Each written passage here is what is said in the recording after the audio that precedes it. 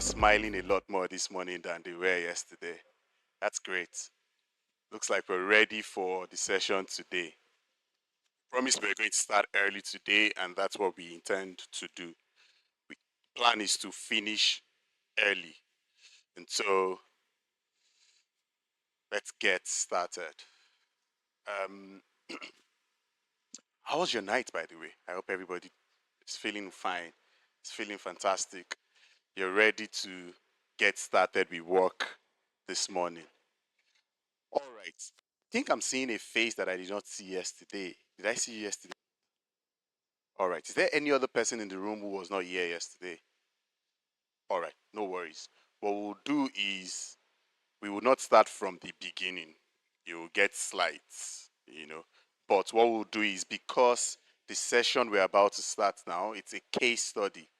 I intend to spend just 10 minutes to quickly run through the components of a business plan again to level set for you, and then we go right into the case study. All right, so you'd remember yesterday that the way we ended was to talk about the elements of a business plan. We said the business plan is important for 4 reasons. It helps to clarify your vision in a way that funders would understand. We gave the example of how I could have done all that training yesterday in Spanish and that nobody here would have understood what I said, even though it's the same content and the same material. And so we said if you write the business plan the way that you should write it, you would have written it in a language that funders would understand. We said the other thing that the business plan helps to do is that it helps to guide implementation. It's not enough to write your vision, that it's important that you include an implementation plan because the implementation plan then, would have milestones, would have accountabilities, would know who is supposed to do what.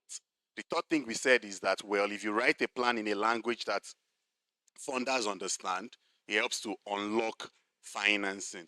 And we said, for example, a proper business plan, if you put it together well, you can give it to BOI and that you get, funding, or you can give it to any kind of funder at all, or any kind of funding partner at all, and help to unlock financing for you.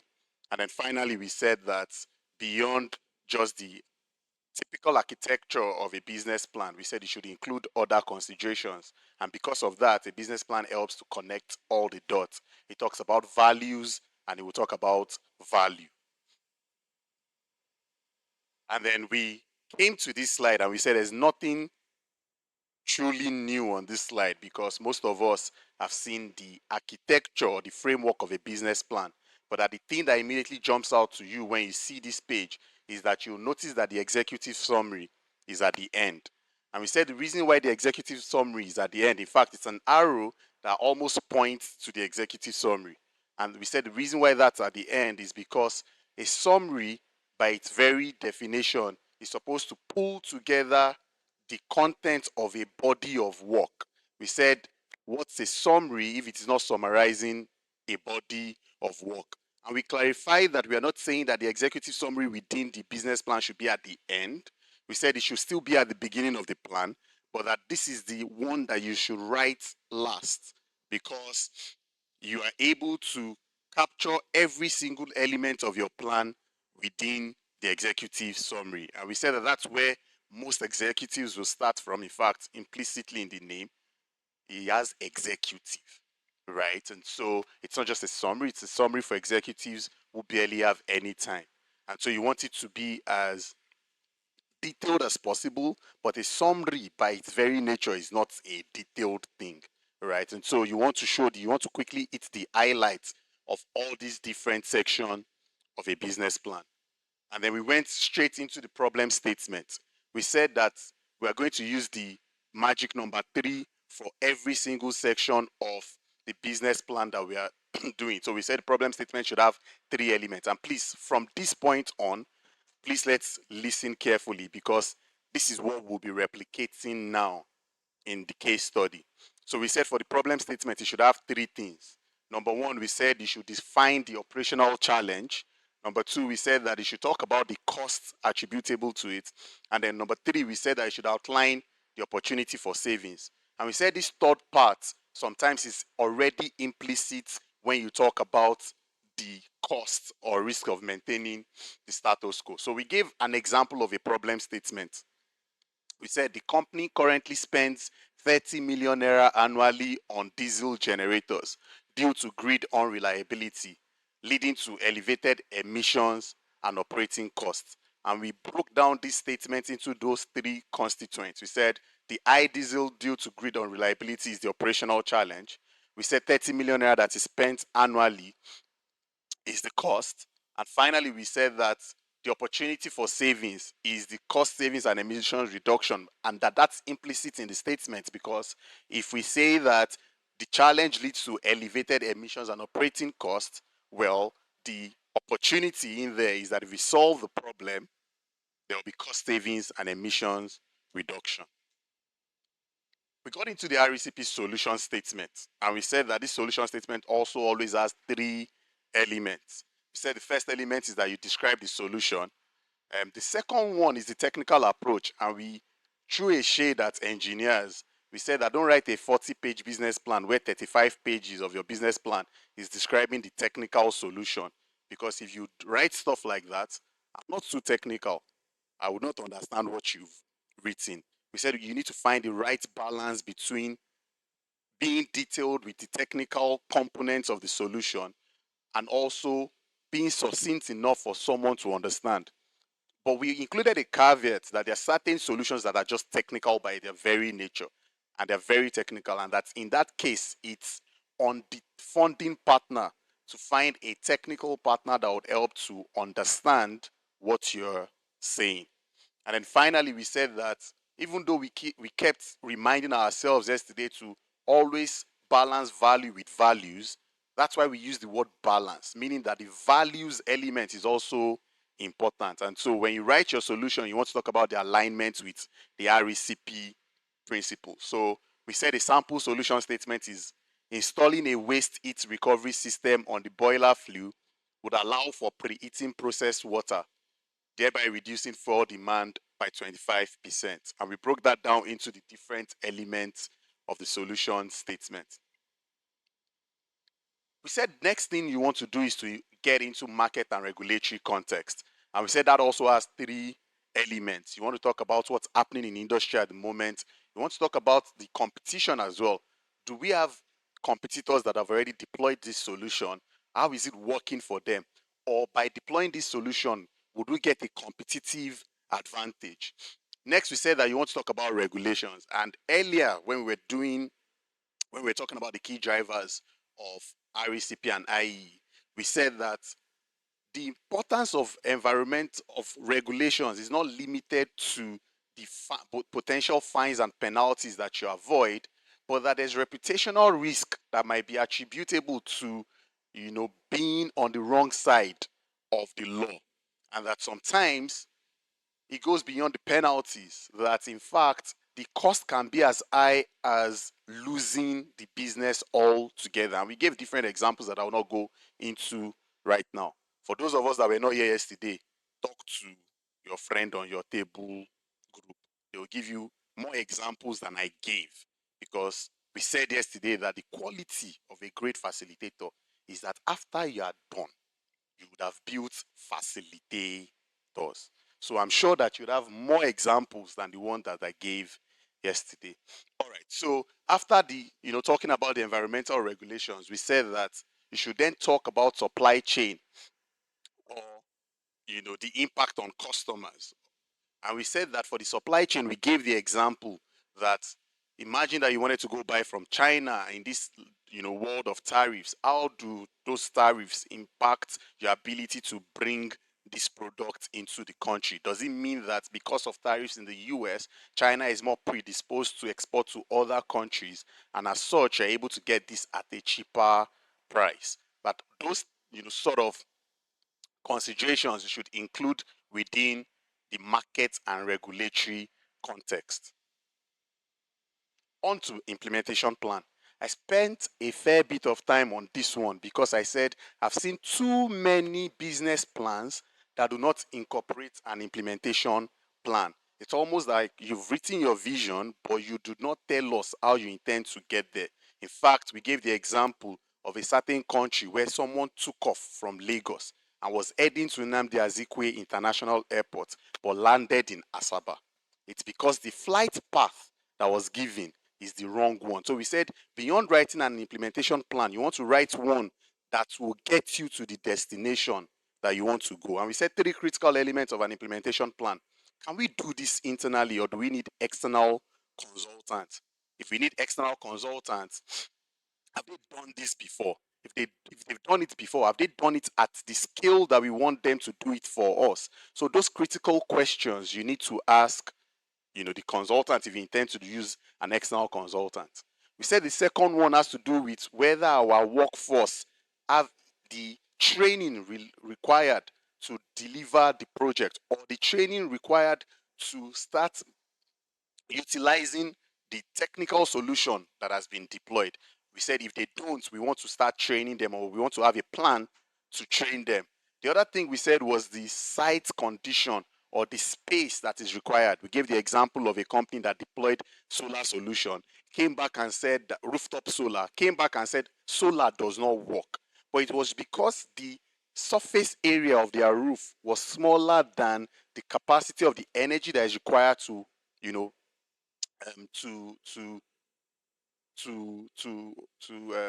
that is required to power. Thank you.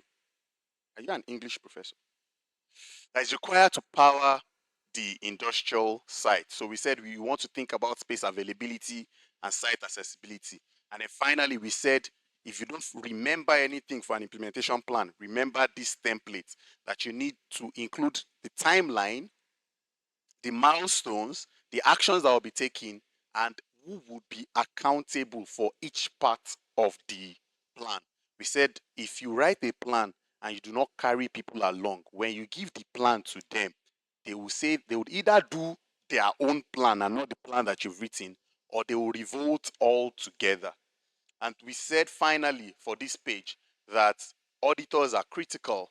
And the reason why you want to bring the auditors or the compliance team or any one of those along on the journey is because sometimes you would not get as much savings that you could have gotten from deploying a solution. And so it's important that you've got KPIs, and not only have KPIs, but you have a mechanism for tracking and holding yourself accountable.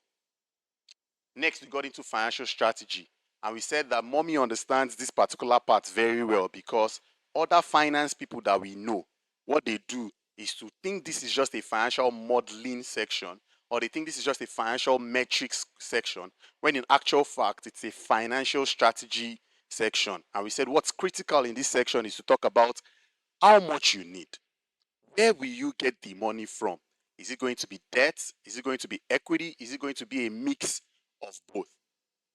And then we said that after that, you want to get into the financial projections. And that for the financial projections, you want there to be the, the projections and the business plan must be done in concert. They must be done hand to hand. That means there has to be a handshake between the business plan, or the elements of the business plan, and the model that you have built. We gave the example of this fantastic financial modeler that built a model for a business plan where they've said in the plan that we intend to go into 3 other states within 18 months. We intend to launch our products in 3 other states within 18 months. When we looked at the financial model, there was no marketing costs. Are you going to disappear into those states? How do you intend to source customers? Okay, if you are not going to spend money on marketing costs, where are the staff that will work in these places, and where is the salary that you will pay them? Those amounts were missing within the financial model. And what we said was that because we are nice people, I nicely returned the financial model and the business plan back to them. And I said they should go downstairs to go and collect their own money. It's not in our own company that will give you money. All right. Then we spoke about a few sample financial metrics. We said that this particular mission is not where we would delve into financial metrics, but we touched on one, and we said it's one of the many secrets that bankers have. We spoke about a particular ratio called debt service coverage ratio. We gave the example of the man who had 30,000 naira, earns 30,000 naira per month, goes to the bank, requests for money. The bank calculates how much the principal and interest repayment will be, and it turned out to be 50,000 naira. And when we asked the man how is he going to afford this, he said, well, he would think about it. And we said, well, how will a bank give you money that they know that your salary cannot cover?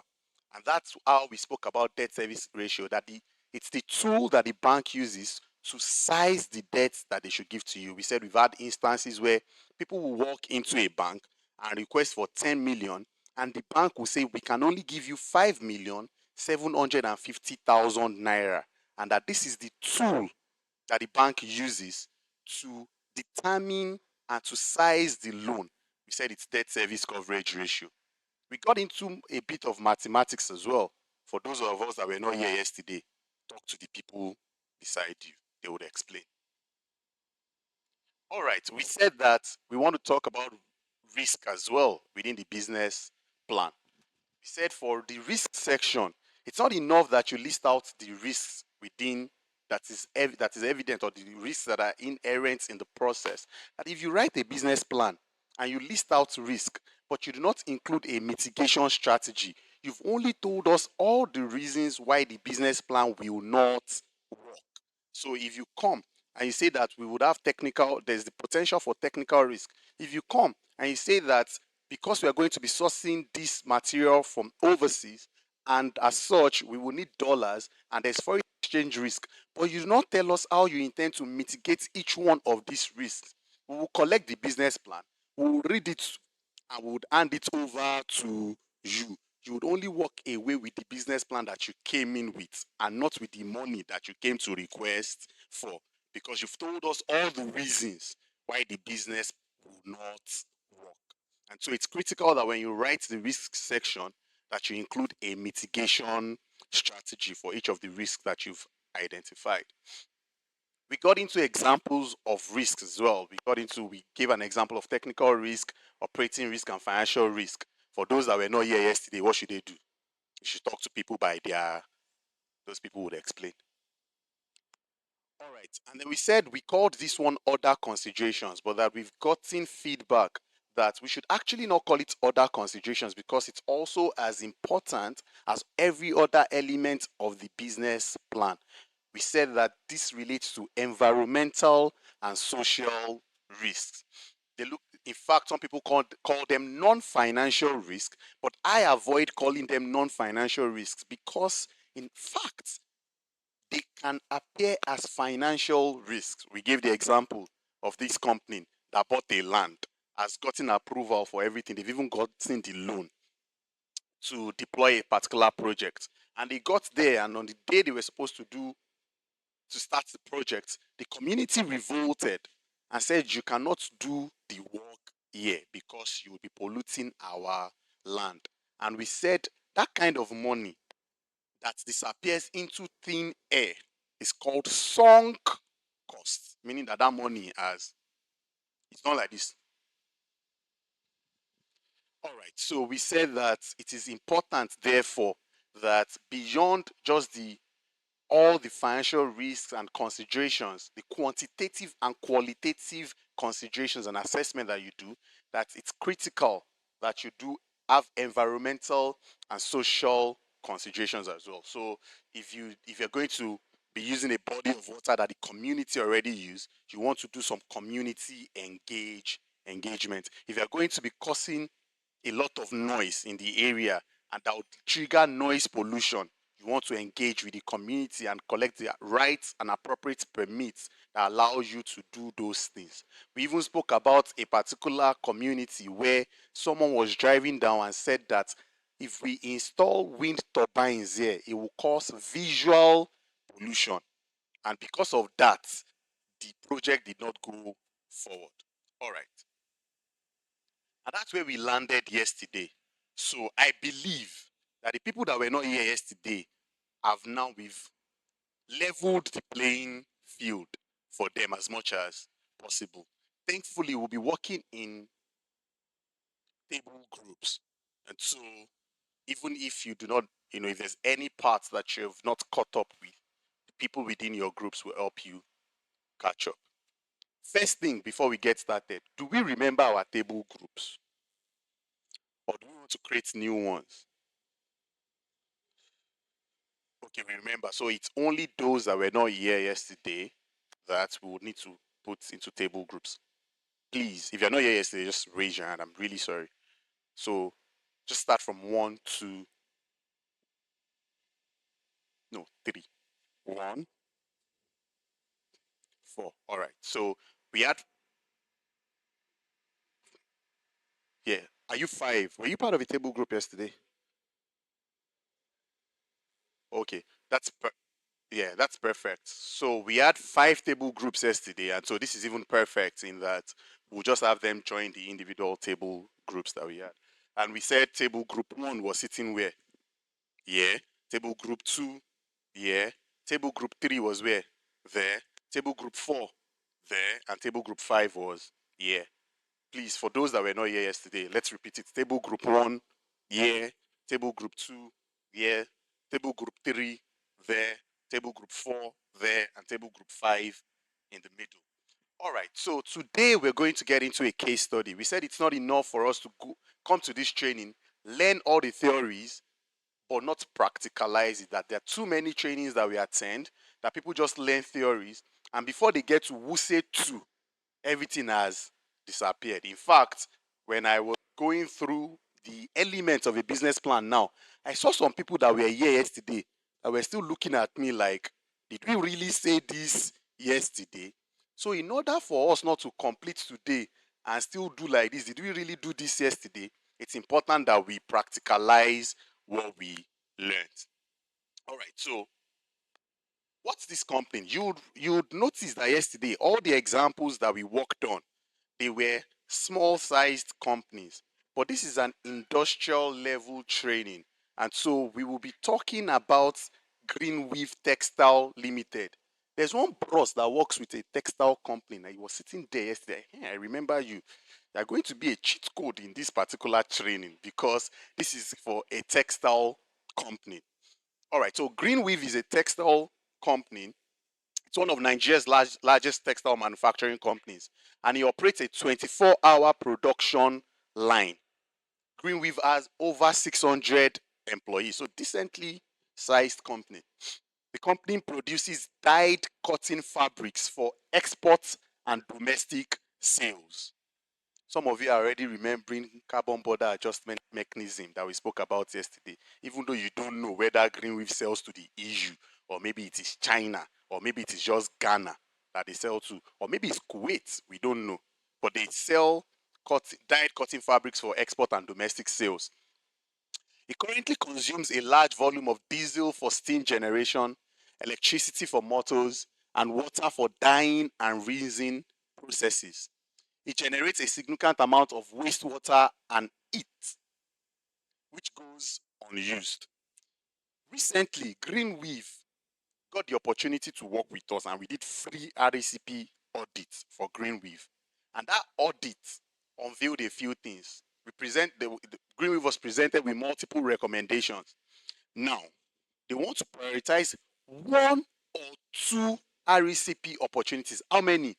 1 or 2 RECP opportunities. They want to develop a business case and seek funding support from a green finance provider or DFI. So what are the RECP or IE opportunities that were identified? There are these 4. You notice that we did not only include the measure in there, we also included the estimated capital expenditure or estimated costs in there for each one of those measures. We even included estimated annual savings. We included payback period. Mommy, for example, when she hears payback period, it's a finance time. She's happy when she hears stuff like that because it's stuff that she works with all the time. And then finally, we also included, don't forget values and value. We also included the environmental impact of each one of these, RECP measures. So what then are we going to do? Well, Greenweave has decided that they need a consultant. They need a consulting group to do the work. And guess who the consulting group is? All of us like this, inside this room. This is our opportunity to earn that 500 million naira I was talking about. If we do the work well, we would even charge costs overruns. If we do it well, we might even charge out of pocket expenses. All right. So what's our role today? We'll go into our individual table groups, and then we'll start taking each of the elements of a business plan and would do that for green weave. So for example, for the first step, we would come up with a problem statement for green weave in our individual table groups. And at each point, we would break and debrief about the problem statement. Did you incorporate those three things that we said you should incorporate when you write a problem statement? After that, we'll move on into solution statements. We'll write it within our table groups. We'll debrief again. And from there, on and on and on till we finish the business plan. Again, make no mistake, we cannot write a comprehensive business plan for green weave here today. We just want to try our hands at the different elements of a business plan. So for problem statement, some tables will write 10 pages. Some other tables will write only 2 lines. As long as you've incorporated the 3 key elements of a problem statement, you have done well. All right. So let's move into our table groups now. Please, if you have any question, you can ask now. I'm happy to take all the questions. So table group 1, 2, 3, 4, 5.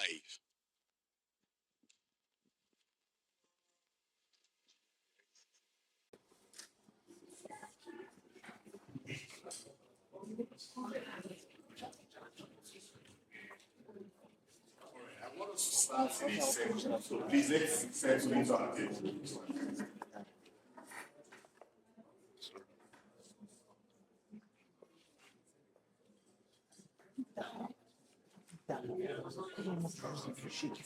All right, okay. Please, if you have any questions before I get us started?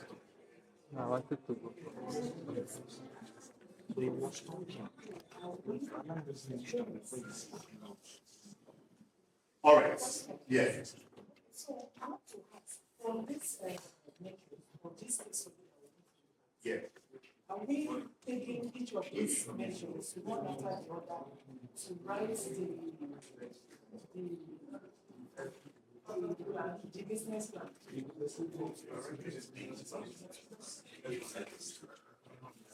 All right, so I think there are a few questions, so I'll go over this again. All right. Please, when you want to ask a question for the video, all right. All right, so let me go over this again and we'll get started. We've spoken about green weave. You know what the case study is. Green weave has certain challenges, an RECP audit has been done, and enhancement opportunities have been identified. These 4 things are the RECP measures that the RECP auditors or IE auditors have said to them that they should implement or they can implement. And so what we've said is that green weave has decided that they just want to prioritize 1 or 2 out of these 4 measures. And so they've come to us as consultants to help them to come up with a business case and a business plan and ultimately land on which one of these measures they should prioritize.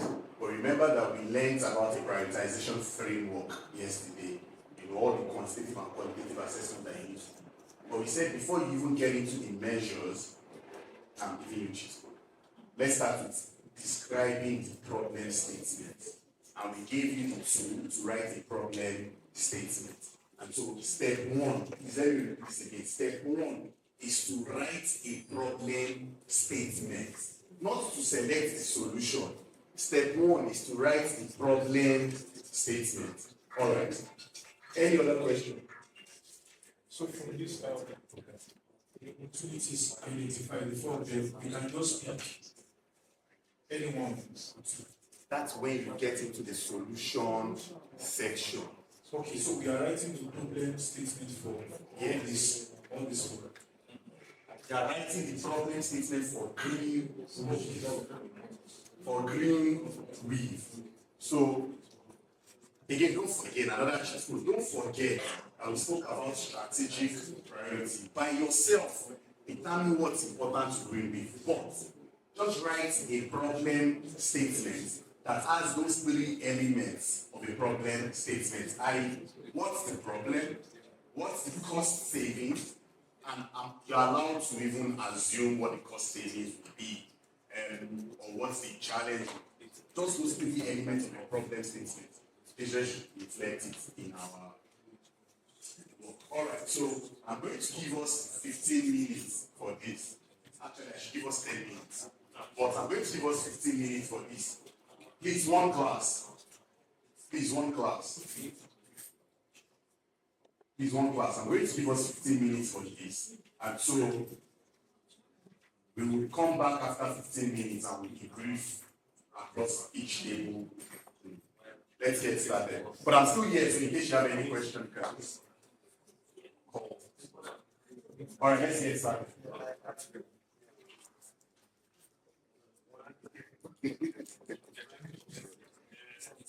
And maybe you can, if you have the slides, you can just go back to the problem statement section of the slide.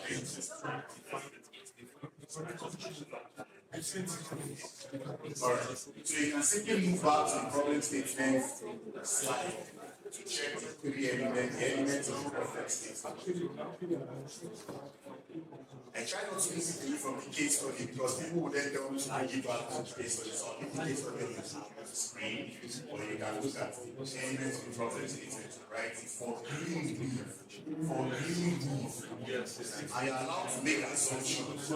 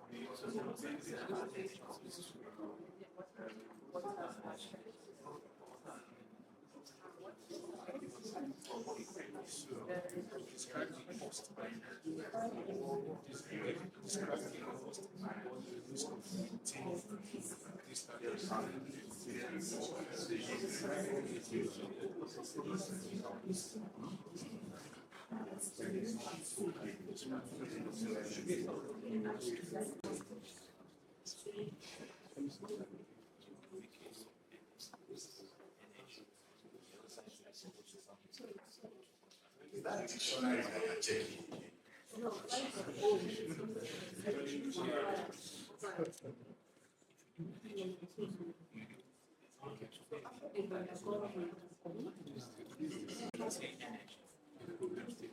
I think I saw the way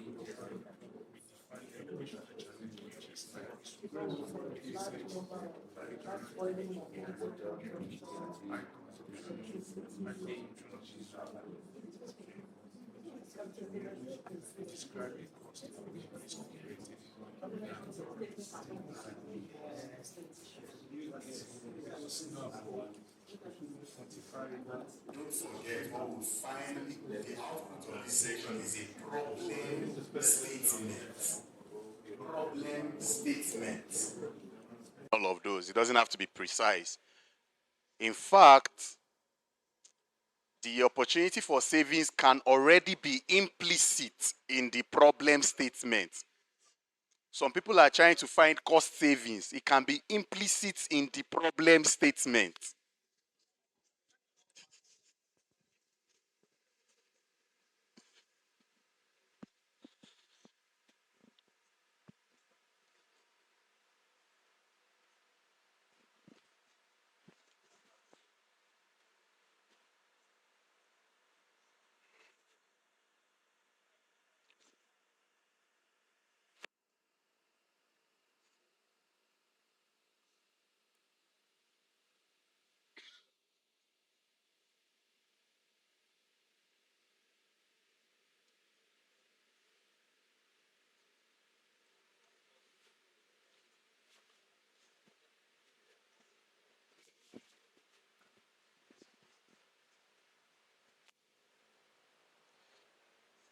We have about 9 minutes more.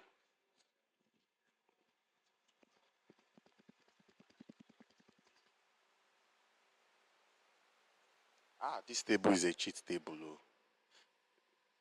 The expert is helping them on this table. It's Ojoro. We don't need mercenaries. There's this table too that has plenty BOI people.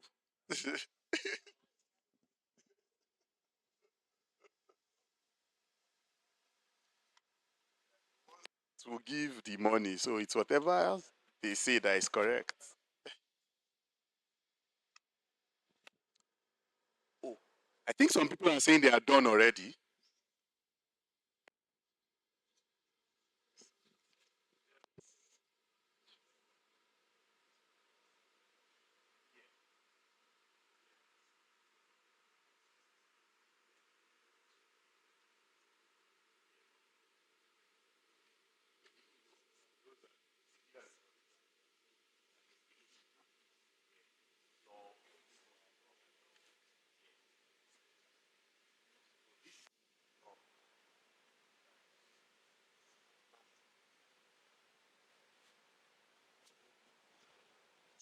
Just giving plenty expo in this thing.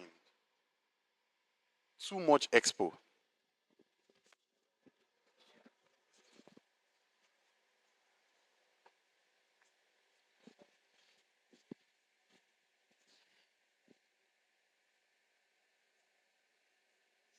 Don't forget to write a problem statement.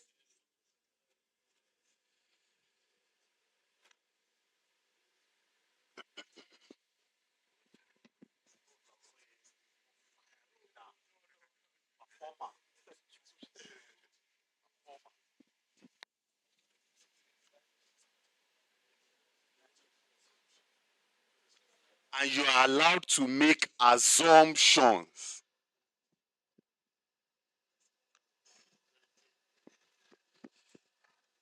Your consultants, don't forget. The best consultants are those who know how to make good assumptions. Assumptions. Assumptions.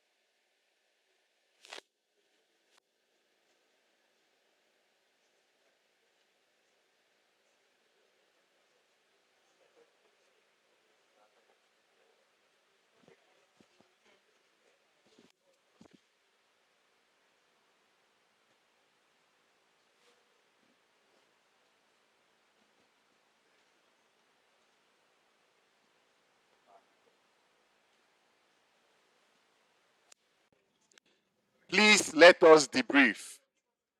Nope. Nope. This table, are you ready? This table, are you ready? All right. Please let.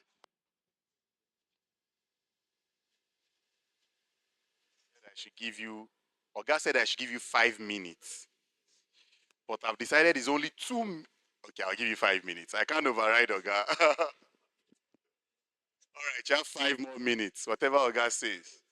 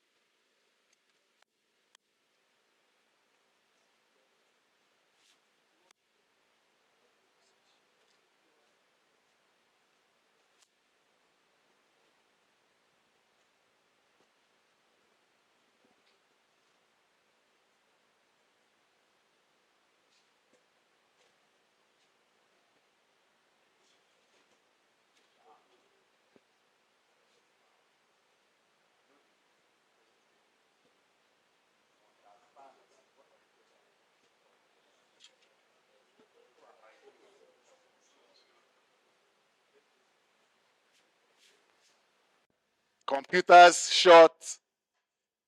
We're done with the internal conversations. It's time to debrief as a group. This problem statement is plenty. All right. So the same way we did it yesterday, we would find someone to describe to us how the exercise was. So I'll tell you what I noticed as I was moving around. Some people were arguing on what the problem is. Some agreed immediately on what the problem is and went on to solution. Reminded themselves that we should be talking about problem. And then they now added more problems to the problem sets that they already have. And so I want one person to just volunteer to tell us, how the process went in your own group. Did you immediately agree? So one table is still working. They are doing overtime for this problem. As consultants, when you recruit consultants and you tell them deliver on day 2, if they do not deliver on day 2, what's the essence of collecting those consultants? You start cutting into you're cutting into our 500 million naira. All right. I think, is there anybody that wants to volunteer what happened within their own team? All right. Okay, good morning, everybody. My name is Engineer Morgan. So, in my group, first of all, I was not there yesterday. So, I was missing out on some of the details. So, immediately we came, I needed them to update me on the details so that I can follow up with the recent happening. So, that was done. And me in my head, I've been doing all these resource efficiency, cleaner production opportunities. So I can get to this point. If I go to an industry, I can get to this point. But the business side of it, like you said, started lacking.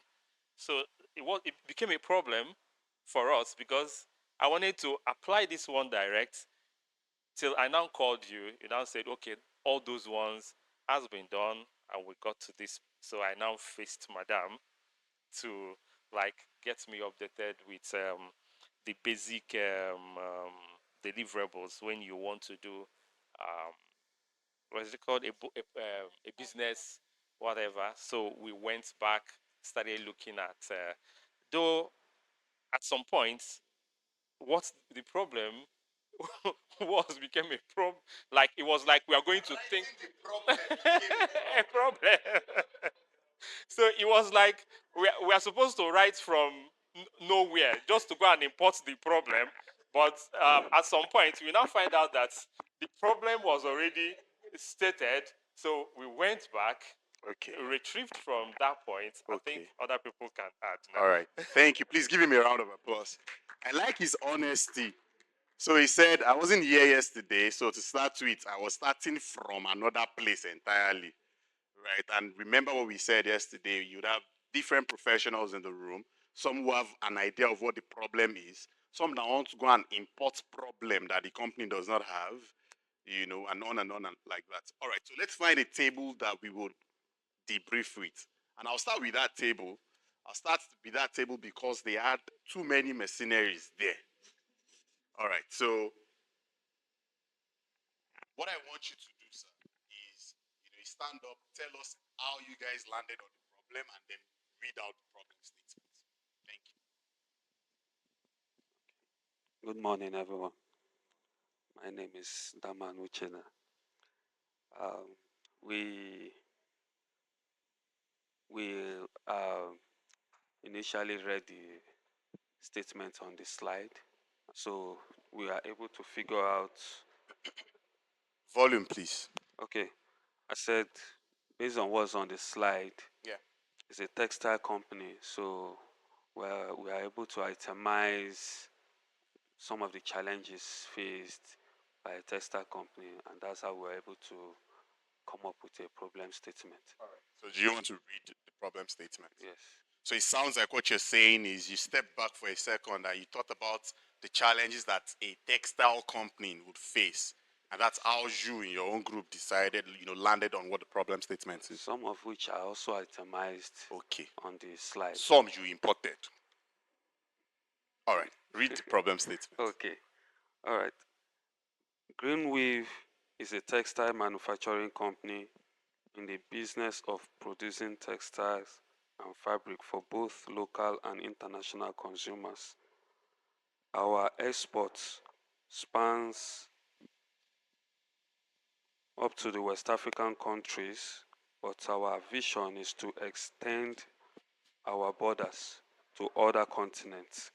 However, we are faced with so many challenges that have affected the company's finance and cost us more on overhead costs. However, thereby impeding our mission to reach the other globes. So the company currently consumes a significant volume of diesel to power steam generators, high electricity cost for motors, and large volume of water for dyeing and rinsing process. It also generates significant amount of wastewater and heat, which is not environmentally friendly and costs the company about 65 million naira annually on inefficient use of power, water, and heat systems. Thank you. Can you give him a round of applause? See, it's interesting that when I said you should make assumptions, you took it to heart and you told us where you export to.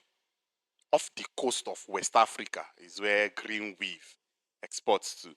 I like that you took the liberty to be creative about this. For example, there was no part of this training where we spoke about company description, and I intentionally left that out because I know you can describe your company, but I noticed that you also described the company starting out, and you told us what the problems are. You listed 3 problems.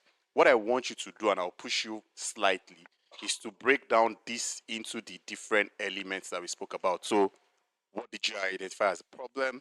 What's the costs?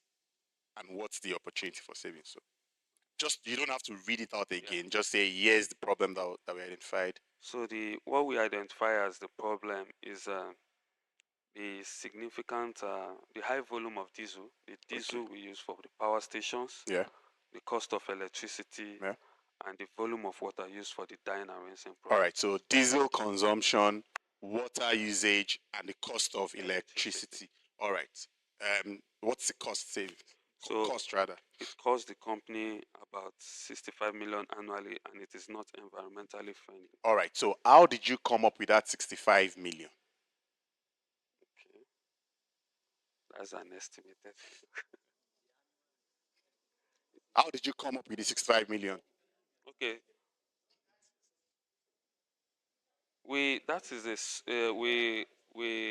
arrived at this figure by. So I'm the CEO of Greenweave. Okay. You've come to present to me, and you've said all of this, and I'm like, yes, we do have wastewater issues. You're right on that cost of electricity, yes. And you're right about the high diesel consumption. And you say 65 million naira, and I stop you in your tracks and ask you, how did you come up with the 65 million? Okay, that is like that's the sum of the costs we spent on purchase of this the diesel, for the electricity, and also for pumping of water and where we get the water. We are having new facilitators in this class. All right, so you've said that for you just thought about the cost of electricity, cost of diesel, and cost of water. Yes. The reason I'm pushing you on this is that you'll notice that I did not put any cost at the moment, but I did say that you're allowed to make assumptions. So if I stop you in your tracks like that and say, how did you come up with the 65 million naira cost? You can say to me that, well, we said there's diesel consumption, we said there is electricity usage, and there's water usage. Diesel at the moment costs 1,200 per liter. We've estimated that this is the number of consumption per day, and per month. And so at 1, 2, times the total consumption in a month. That's how we came up, and then we extrapolated that for a year. That's how we came up with the estimate for diesel consumption. For electricity, we think that you run this diesel generator for 14 hours in a day, and so the remaining 10 hours we suspect that you have electricity. This is the cost of and I'm not saying you should have done all of those, but that's the kind of thorough work that you would have to do when you come up with what the cost is. Thankfully, you would have finance at the table, right? So you probably don't even have to do the work yourself. You can simply say to the chief accountant or that chief accountant there to say that, can you give us an estimate of what this cost? Another round of applause for the team. What other group can we call? There was a group that finished way before time. That group, they understand a lot of English. So we'll go to that group now and we'll have them debrief for us. Good morning, everyone. So my name is Kingsley. So I'm the CFO for Green Wave Textile Industry. So we at Green Wave Textile, we are a major player in the textile industry, producing quality textiles for Abuja and environs. We are totally right now. We are focusing on the local markets. So following our last accounting audit, it shows that we spend 100 million on diesel consumption, and also as an environmental expert, following our external environmental audit also, it was recorded that we lost 10,000 liters on wastewater due to leakages and improper channeling of wastewater, leading to environmental degradation, which is the world's major problem at this point, and also leading to high cost of production and wastages of resources. So that's our problem statement. Thank you. No, that is what I wrote. That's what we wrote. Yes. So that's what we wrote. So I'm just saying it from my head. Okay. So our problem statement, as identified by paragraph 2, was so and identifying a problem statement, you'd first define the operational challenge. Okay. Can you hear me? So in identifying a problem statement, there are 3 steps. Identify the operational challenges, describe the costs, and outline the opportunity. Yeah. So for the operational challenges we're having at the moment, we are running on diesel. All right. And we're running mostly on diesel, on high costs. All right. And also, we lost 10,000 liters of water. All right. We are also causing harm to the environment. So that's our major operational challenge due to our processes. Right. Then the cost was recorded, 100 million for the amount of diesel, which is a big loss to our profits. And also 10,000 liters were recorded from the wastage of water. All right.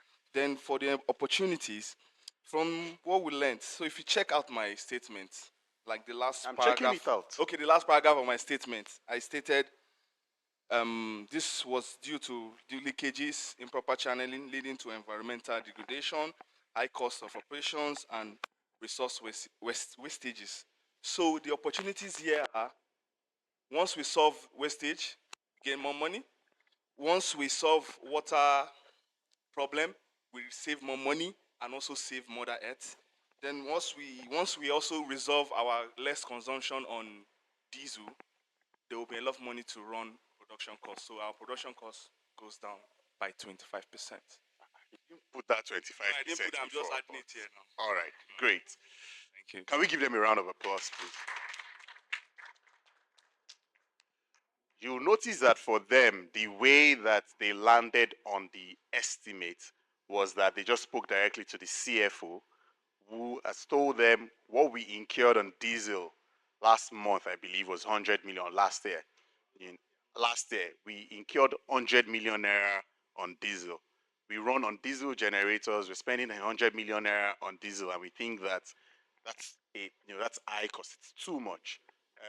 The other thing is that for them, they also spoke to their environmental specialist, An environmental specialist helped them to quantify the amount of wastewater that they are using, that was lost. So that's 10,000 liters in a year. So for them, they just went directly to the professionals to talk about, you know, diesel, to talk about water channels. They even mentioned the term Mother Earth, meaning that they took it further from just value and they included values. Even though I know that what happened is that because I have spoken to that table, they took lessons from that table and they incorporated it into their answer.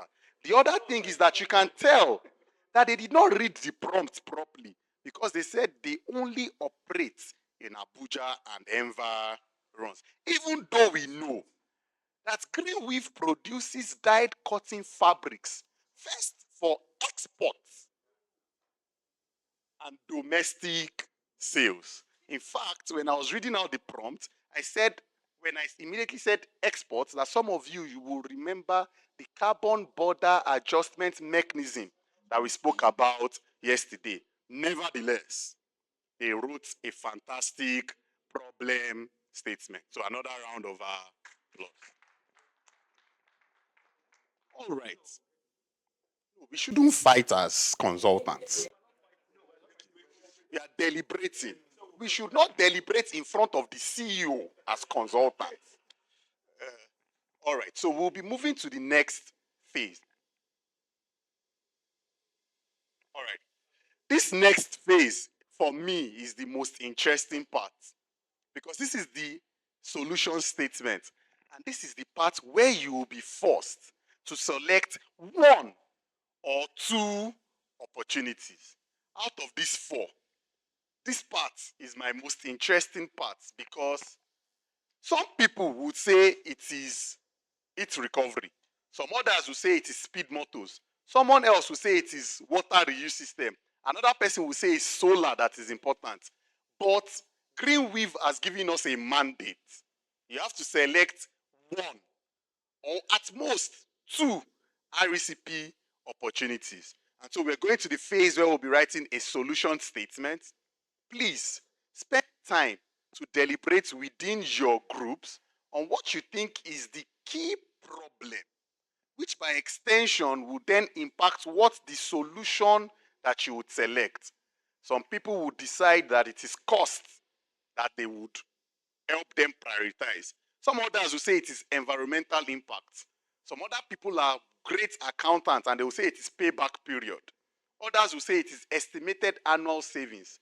The beauty of this project is that you're allowed to make assumptions.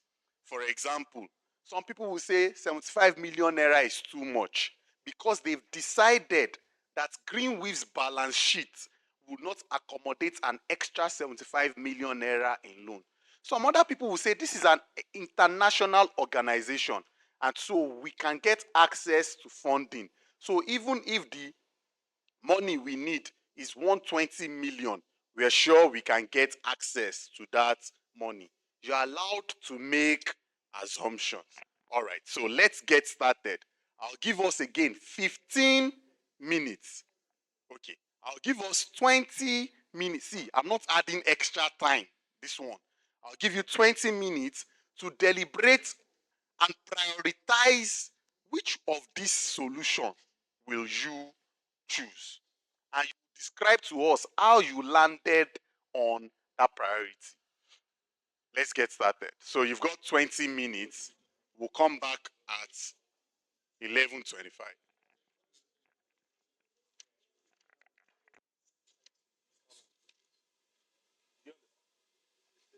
And please don't forget you have to write a solution statement when you're done.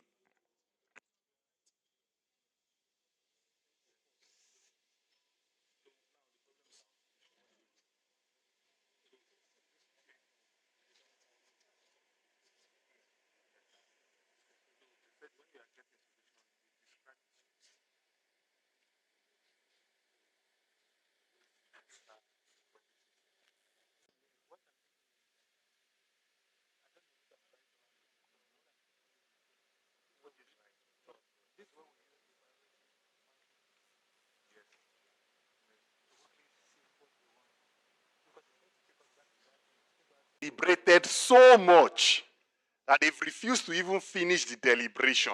We're going to start with this table. Let's give us an insight into the conversations that you've been having. So here's what I want you to do. You know the drill. We'll start by talking about, how this felt, how much tension there was on the table. We can almost cut through the tension. Talk about the tension and then tell us what you ultimately landed on.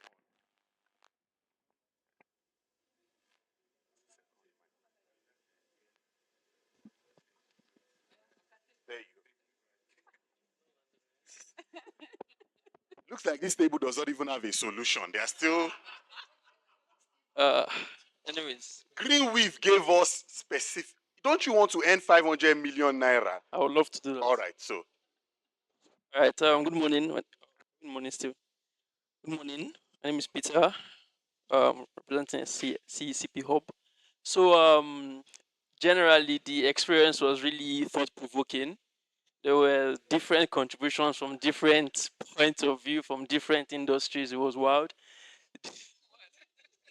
Then, this small guy here is an expert, so I was dragging serious things with us because generally we come from generally versatile. I'm not essentially, but generally he came from his own point of view and he really stood by it. And that I must really respect that because of the way he stood by it. So we were really talking about heat recovery from the dying units, wastewater reuse system, and the solar hybrid for lighting and admin. So at first we agreed on heat recovery from dying unit, and that was the main consensus. I think it wasn't really put in mind. When he started putting in mind, then he started giving us another idea. Initially land on its recovery? Like what made the team initially decide that it's its recovery? So And then we can get into, his own points and we would allow him talk as well. So what we thought was the each recovery just felt like the best option, mainly because number one, you pay back faster. Number two, you save the most, and the environmental saving the most. Saving money the most, saving cost the most, right? Great. So he has the greatest estimated annual savings. Yes. Then number three, the environmental impact. When you say you reduce 200 tons CO2 equivalent per year, when you have that kind of thing on your report, you can take it to any green bank or anything and get more funding. So that was what we thought. That's why we thought it was a very good option. And I also thought that even from recovering, or we also thought rather, that even from recovering heat from the dying unit, you could also save on diesel. But he says, okay, so I won't say what he says. I will let him. When you initially started, the view for this consulting firm was that, well, we think that this gives us the highest, one class, please. This gives us the highest payback period. We're going to save it a lot of, CO2 tons. We're going to save 200 tons of CO2 equivalent per year. By the way, this is the first training that I've been at that someone pronounced TCO2E appropriately. I had to explain for them because most people will just say 200 TCO or 200 tons. You're the first person that has called this appropriately, so it deserves a round of applause. So it's CO2 equivalent. Now, for those who do not know, and I'm going to breeze through this, the reason for that E, which is equivalent, is because you've got different types of greenhouse gases. We always focus on CO2, but there are others. We've got methane, sulfur, etc. And so, the IPCC says we put out 50 billion tons of CO2 every year, but it's not 50 billion tons actually. The CO2 element is 35 million or about 33 million. The others are these other greenhouse gases. But because it's easy for us to speak in CO2 terms, what they've done is to find the way to to find the equivalent of those other gases in CO2 terms. That's why whenever you see CO2, they don't just write CO2, they put equivalent. Now, it doesn't mean that this particular company put out methane. If they say it's 200 tons of CO2, it might mean that 200 tons of CO2 is actually still CO2 because 200 tons of CO2 is still 200 tons of CO2 equivalent. All right, let's go back to this conversation that we're having. So you guys decided that it was, based off returns and the environmental impact. But it looks like Oga, who is a professional in the space, I must has correct you, senior professional. senior professional in the space, has other views. So let's hear your views. Like, what did you think about this? I don't think we'll have a different view. We were actually going Or you to were sharing thought-provoking views. we were actually going to a particular point, but coming from diverse opinion. Okay, okay, coming from diverse opinion, what he has just mentioned was actually what we deliberated on. But I think where he was not getting me right was when we wanted to put monetary value to what we are doing. So I was saying we should use diesel to put our monetary value because it's easy to calculate here and now. So he was mentioning heat. I said, okay, give me your formula for getting heat. That's what, Abby? I said, give me your formula for getting value for heat here and now. So that we are reporting, in case we want to mention monetary value, we will say how we got it. You understand? So that was that. So, but finally, we accepted to say after everything has been done, we cut down on the use of diesel, which from there we can calculate other things, the other emissions and heat recovery and all that. So I think. Thank you very much. Can we give him another round of applause? Now you'll notice that in on this particular table, something happened. You've got certain professionals, from different perspectives. I like the example that Dr. Jesse used yesterday. We're looking at an elephant, but we're just touching it from different sides. But ultimately, it's still an elephant, right? So the professional on the table, for example, who I suspect you're an RECP expert, has said beyond what's been written on the board or on the screen, how about we think about diesel consumption and saving, right? And so that's the perspective that is come from. You might go to another table who would still select its recovery from dying units and they will come at it from a different perspective. Now imagine that those two tables are merged into one.